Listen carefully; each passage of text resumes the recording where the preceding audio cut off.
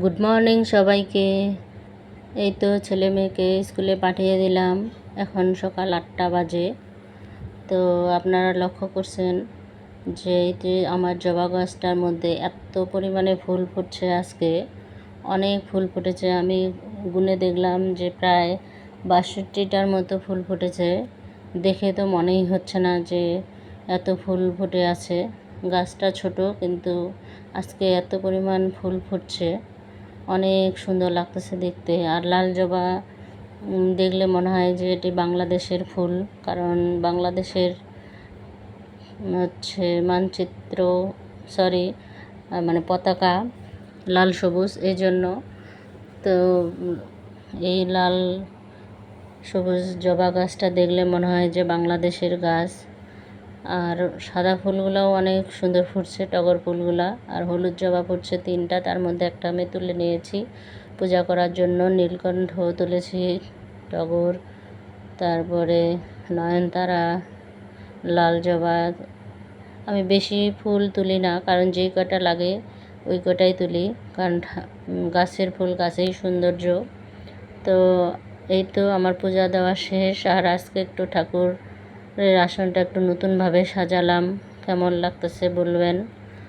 এই যে আমার কাছে তো খুব সুন্দর লাগতেছে, মনে হচ্ছে দেখেই থাকি, অনেক সুন্দর। তো এই যে আমার ছোট্ট গৃহমন্দির কেমন সাজালাম তা অবশ্যই বলবেন। তো পূজা করা শেষ হয়ে এখন আমি নাস্তা করতে বসছি। আজকে আমি পরোটা করিনি, ফ্রাইড রাইস করেছি, মানে ভাত ভাজা। তো এই তো ভাত ভাজা খাচ্ছি আর টিভি দেখতেছি। নাস্তা খাইটায় এখন সংসারের অন্যান্য কাজকর্মে হাত দিয়েছি। যেমন এই যে টিভি ক্যাবিনেটের পাশে কয়েক রকমের গাছ আছে, এই গাছগুলোর যত্ন নিচ্ছি। মানে গাছগুলো ধুয়ে দিলাম আর একটু জল দিয়ে দিলাম। এই স্নেক গাছটা খুব সুন্দর লাগে আমার কাছে, আমার মেয়েও খুব পছন্দ করে, ও লাগিয়েছে এই গাছটা। স্নেক গাছ একটা বড় আর একটা ছোট।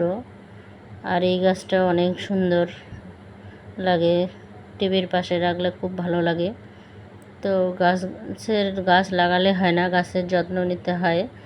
আমি সেইভাবে যত্ন নিতে পারি না, এই জন্য আমার ঘরে গাছ খুব কম দেখবেন আপনারা।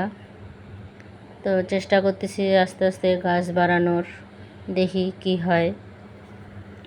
গাছ আমার খুব প্রিয়, যেখানেই আমি গাছ দেখি সেখান থেকেই নতুন নতুন গাছ নিয়ে আসি।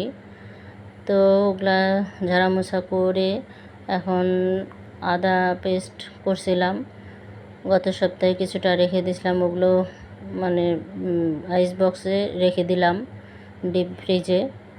তা এর মধ্যে আমার রান্না বান্না কমপ্লিট হয়ে গেছে। আর এদিকে ওরা স্কুল থেকেও চলে আসলো, পরীক্ষা শেষ। আর একটা পরীক্ষা আছে আগামীকালকে।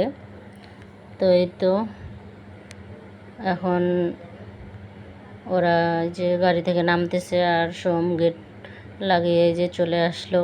ওদের আজকে মনে হয় 10টা পরীক্ষা হয়ে গেল, আর 2-1টা আছে। আর আসার সময় কিছু বাজার করে আনছিল, আর আটা শেষ হয়ে গেছিলো, আটা নিচে আম নিয়ে আসছে। এগুলো হচ্ছে সূর্যপুরি আম, আমাদের বাড়ির গাছের মতো, তো কেনা আম হবে না। আর নিয়ে আসছে কিছু মুরগি, এগুলো ছেলেই নিয়ে আসছে। আর শুধু আমি ধুয়ে ভালো করে পরিষ্কার করে গোটা গোটা রেখে দেবো, আর কাটাকাটি করব না। যেদিন যেটা লাগবে যে কটায় ওই কটায় বের করে নেব। তো ভালো করে পরিষ্কার করে নিলাম, নিয়ে এই তো একটা একটা করে পলিথিন মোড়ায় রেখে দেব ফ্রিজে। কেটে রাখলেও রাখা যায়, তো আমি কেটে রাখি না। তো এই তো আমার সব কাজকর্ম শেষ, এখন ওদেরকে খেতে দিয়ে দিছি, ওরা খাচ্ছে। খাওয়া দাওয়া শেষ করে এখন বিকেলবেলা আমি এই যে নাস্তা বানাতে চলে আসলাম। আজকে বানাবো সিঙ্গারা। তো আমি সিঙ্গারা অত ভালো পারি না, হোটেলের মতো হয় না, তবে চেষ্টা করি।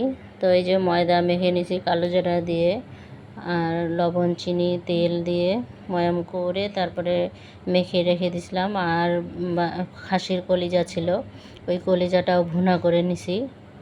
বানাবো খাসির কলিজা দিয়ে সিঙ্গারা। তো যেমন পারছি ওরকম ডিজাইন দিছি, এক একটা এক এক মতো ডিজাইন, কোনোটা লম্বা, কোনোটা 3 কোনা। তো আমার প্রায় ভাজা শেষের দিকে, এই যে মচমচে করে ভেজে নিয়েছি। তো ডিজাইন যেমনই হোক না কেন, খেতে খুবই মজা হয়েছিল। তো আমার সব সিঙ্গারা ভাজা কমপ্লিট হয়ে গেছে, এখন ওদেরকে খেতে দেব। তো আজকের ভিডিওটা এই পর্যন্ত। সবাইকে টাটা।